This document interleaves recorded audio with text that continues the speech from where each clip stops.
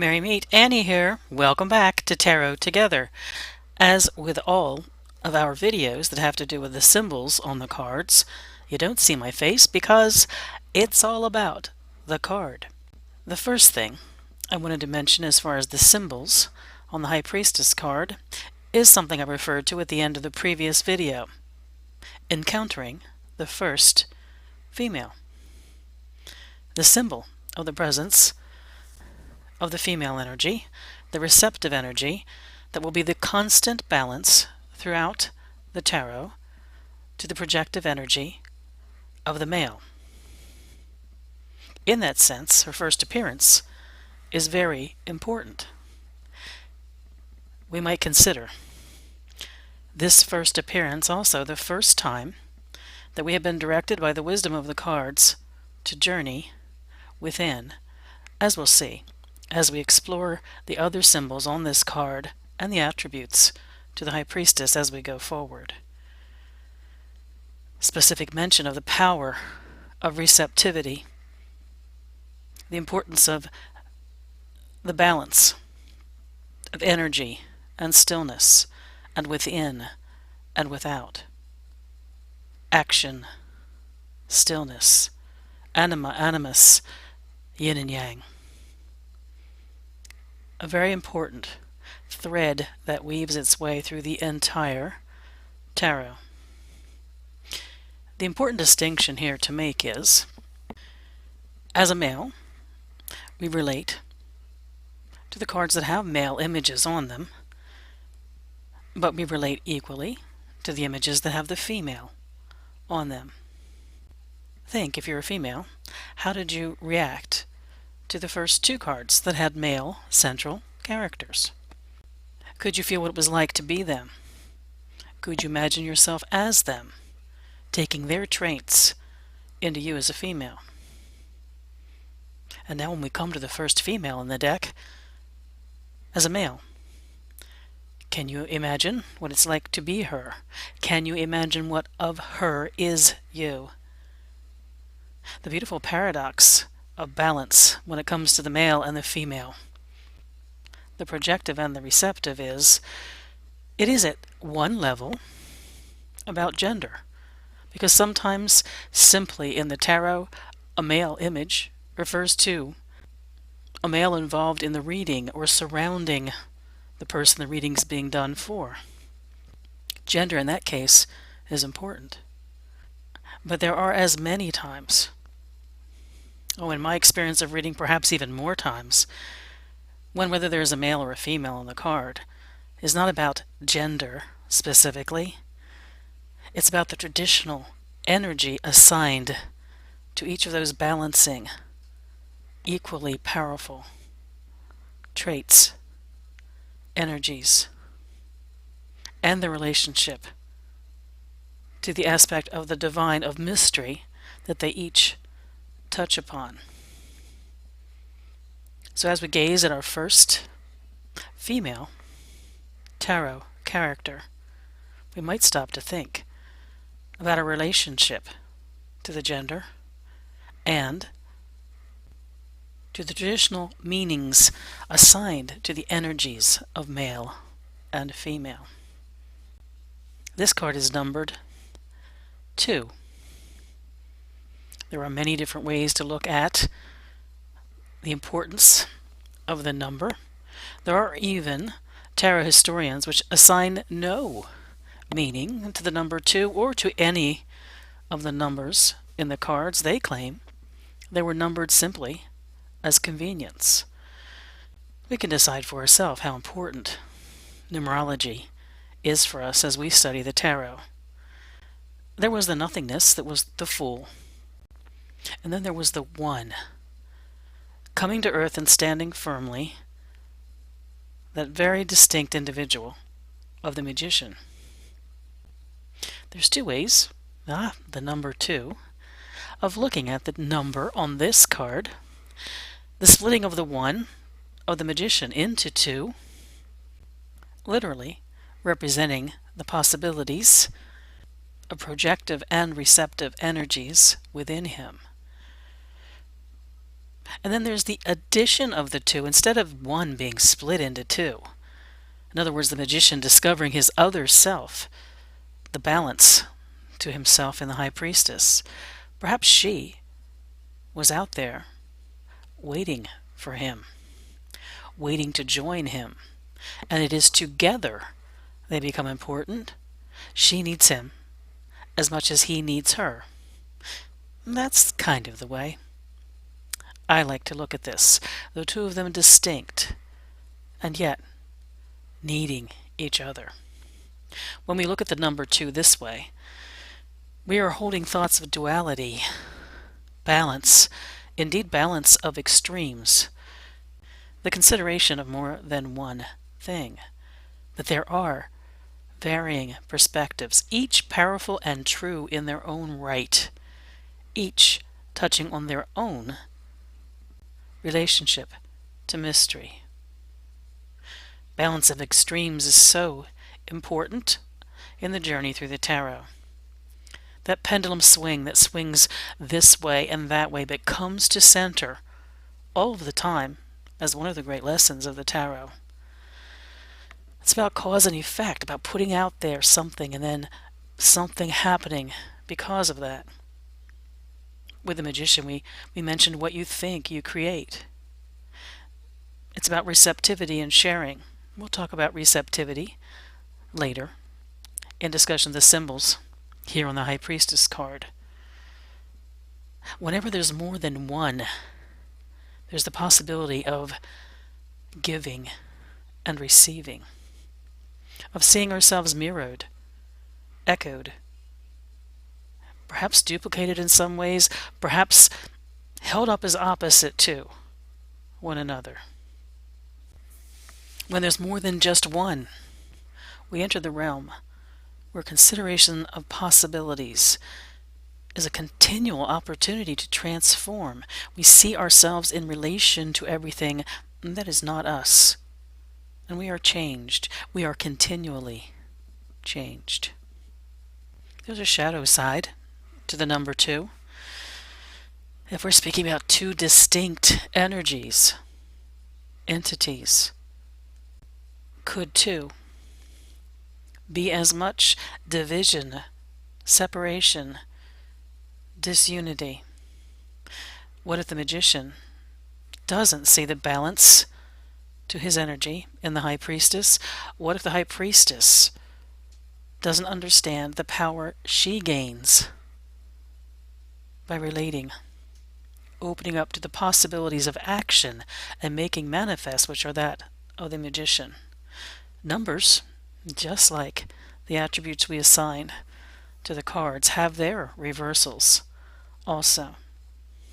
For me, number 2 represents the magician's encounter with another, someone who is most definitely not him, someone without whom he cannot mature. We cannot mature to the next level of our existence. But I see the balance to that being that the High Priestess is reminded always that she also is the magician. She becomes complete when she becomes one with him. The two becoming one, you might say. Now let's take a look at the color in the High Priestess card. It's almost predominantly one color, isn't it? Blue.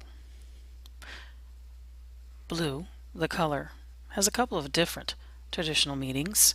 It's a deep and a calm color. It appears in the tarot cards as the opposite of red. For just a moment now, let's compare the Magician card to the High Priestess. All of that projective energy, the action represented by the red in him, is so much the center of his card. Look at the balance she represents. The calming, stilling influence of blue. Blue traditionally symbolizes attraction, the ability to bring things together and to contain things, to hold things within. It's a color that represents acceptance, submission to circumstances. That's an interesting one. Not submission to circumstances in giving into them or giving over to them, but the willingness to experience circumstances completely, submitting yourself to the experience of living, taking it in before reacting to it. That deep color blue represents self-reflection, intuitive understanding, empathy, and compassion, the quieter forms of instinct and deep knowing. That deep color blue can also symbolize strongly held feelings and sentiments, the kind that are difficult, if not impossible, to express in clear words. That's the power of the element of water and its traditional association with what is felt, which cannot truly be expressed. And then there's the lighter color of blue. Not that deep, deep within color, but the lighter color. Think of a clear blue sky.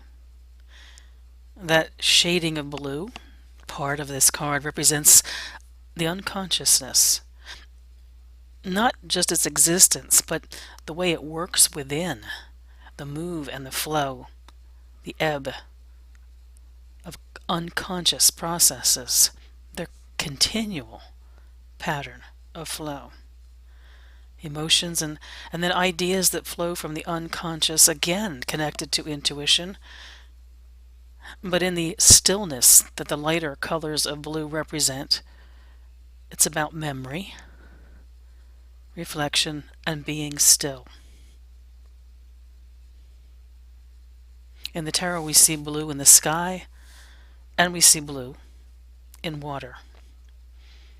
And the alignment of those two blues is the alignment of the personal soul with a higher spirit.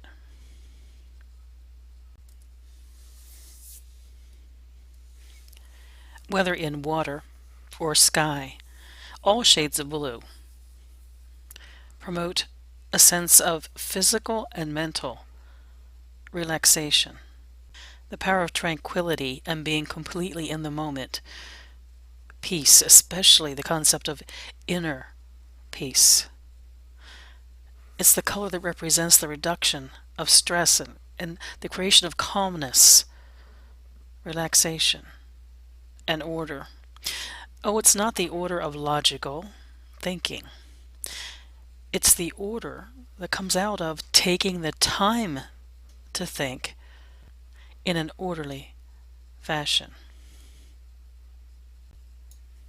In a contemporary sense, it's interesting that if you read about the color blue, it is the most universally liked color of all. And when folks are asked why, they say because it makes them feel good. It makes them feel calm. It takes away their stress. So interestingly, while the descriptions of the color blue I have shared with you are because, well, there's been traditional correspondences for the color blue since classic Greek times. Without knowing any of that, when you put to the world what's your favorite color, the answer is more often than any other color blue, with a reason being calming of emotions, easing of stress, and a feeling of peace. Many ancient cultures used blue, shadings of blue, to represent heaven. Blue symbolizes the Virgin Mary to Christians. Blue also provides a feeling of distance, of depth, of shadows and perspective. It allows us to compare ourselves to the vastness of the sky and look forward and outward. And that feeling of distance, it's also within the color of blue. The passing of time. Memory is also something that's aligned to the energy, especially of the deeper shadings of blue. Blue is also seen as the color of solitude, of being complete alone. Oh, the lessons that the High Priestess probably learns in connection with a magician is the power of getting outside of herself, and he is certainly learning that by coming in contact with her. But blue also continually reminds them of the peace that they find only within. Perhaps one of the stronger shadow sides to the color blue, if you think of singing the blues or having the blues in the form of depression, that color we can use sometimes to ascribe to that is if we are so blue and we have none of the magician's red, perhaps we're not at a healthy place painted blue. There's my thoughts on meeting the first female along the tarot journey and the notes I've taken over time regarding the color blue. Your thoughts on this? If you have a different viewpoint on something I've shared, or if you have something additional to share, are most welcome here and on our Facebook group Tarot Together. Mary Part.